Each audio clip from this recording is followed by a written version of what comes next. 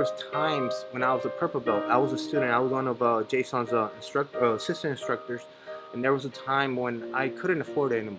And I was at that time I was working in construction, and I was working during the day and then training in the evenings. And I lived kind of far, and I was getting a little discouraged. I think it was more than jiu-jitsu, it was the personal problems, and I was getting a little discouraged. And at that time I wanted to quit. And my instructor kind of pulled me back into it. It's like, hey, I need you to help me. You don't have to pay. So I kind of gave me a little bit of motivation, because I was getting pretty disappointed because I wasn't able to pay for it anymore. And so from there on, I started assisting, helping. And then he quit. They brought in another instructor, and that instructor had to leave to Brazil. So in a few months, I went from student assistant instructor to then I was a full-time coach at the spring location. And I think it was more by luck. Like I said, I thought there was a point in time where I was gonna give up jiu-jitsu. I don't know what was going on in my head, and it's just like destiny brought me in. And then instead of quitting, they gave me a bigger opportunity to not only train full-time but actually work full-time teaching jiu-jitsu. And so I was able to quit my job, and I was able to focus on this 100%.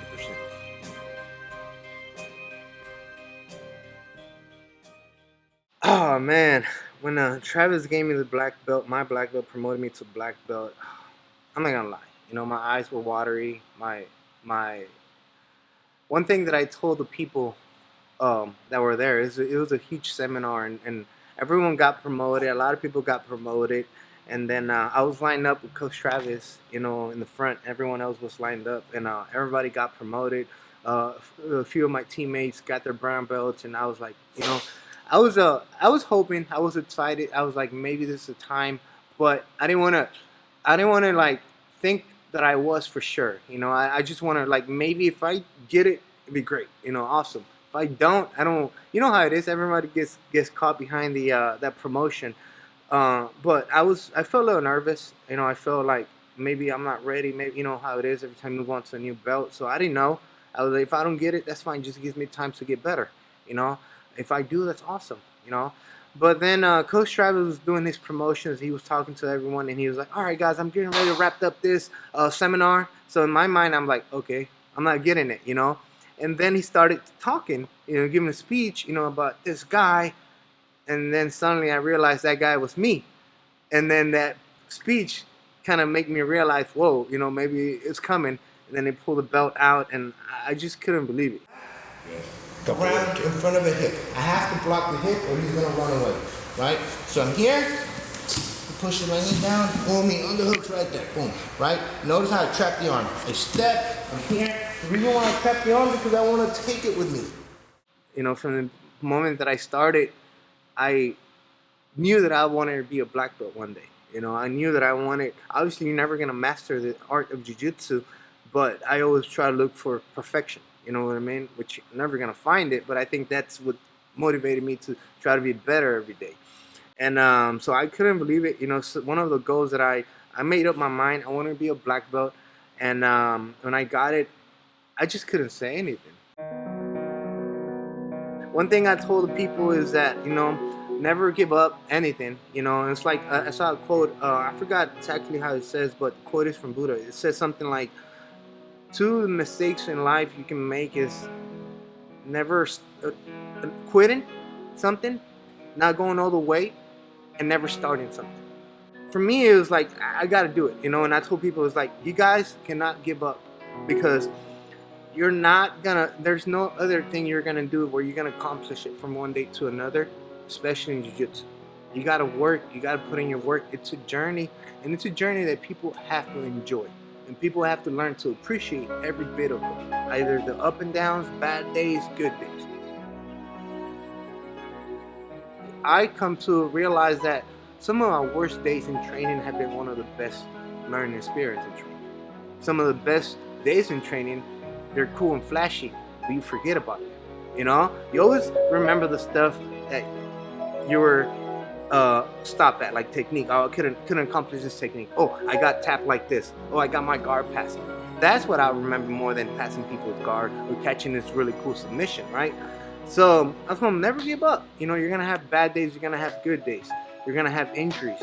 You're gonna have personal problems. Work. You're gonna have family. But you gotta make it a hobby. You gotta make it a lifestyle for you to stick to it. And you have to enjoy it. You have to embrace even the bad things about it. Jiu-jitsu has given me everything that I have right now. And if I look besides my family, everything that I have accomplished through jiu-jitsu. I haven't won the worlds. I didn't win the worlds. I haven't won huge tournaments. But a lot of pieces in my life, a lot of awesome people or very important people in my life now came through jiu-jitsu. So the journey is going to give you a lot. And one thing that I told him is that when I started, I pointed at the people at the end of the line. I was over there. When I was a white belt, I was watching people get in their black belts, get in their brown belts, and purple belts. And I imagined myself being there one day. And I said, I'm going to do it, and I'm going to accomplish that goal. Don't try to rush things. Don't try to put yourself in the same page as a student that's been training longer than you. That's the biggest thing that I see with not everyone. There's people that come here and I don't know anything. I just want to learn. But then those people hold themselves back too much. Well, I don't know. Look, just do it. Do exactly what we're telling you. Just step that leg over and do it.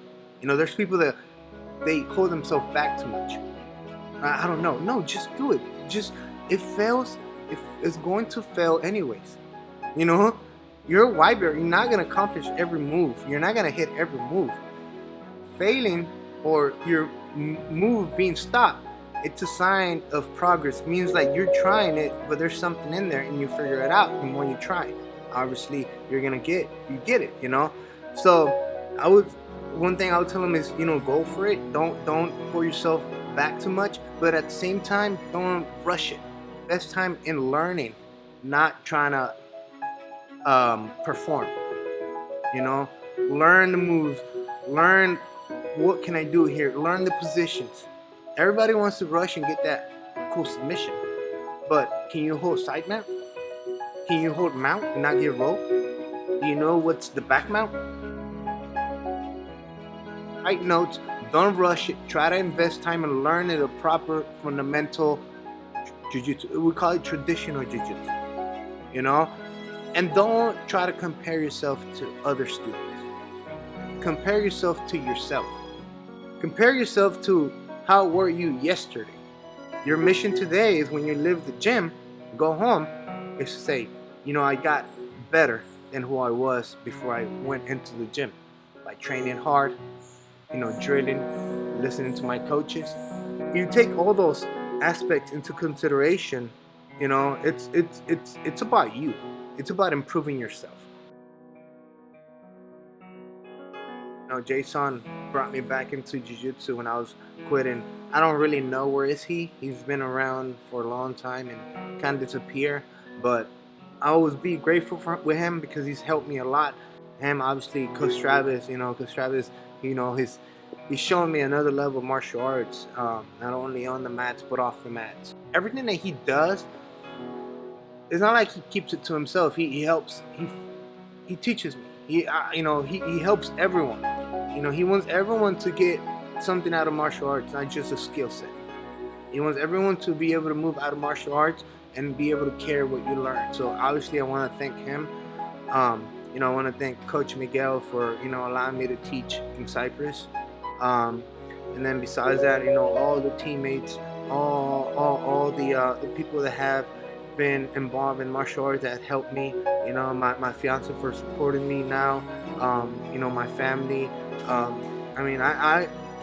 I had a lot of support from a lot of people. And I feel blessed with that. And I guess people see your work and your work ethic and they believe in you. So I just really want to thank everyone, my team overall. I want to thank you guys for taking the opportunity to do this and allowing us to put ourselves out there. I just like I said, I just want to thank everyone. There's just so many people, people I've met throughout my jiu-jitsu career that have helped me. Everyone overall. Everyone's helped me all the time.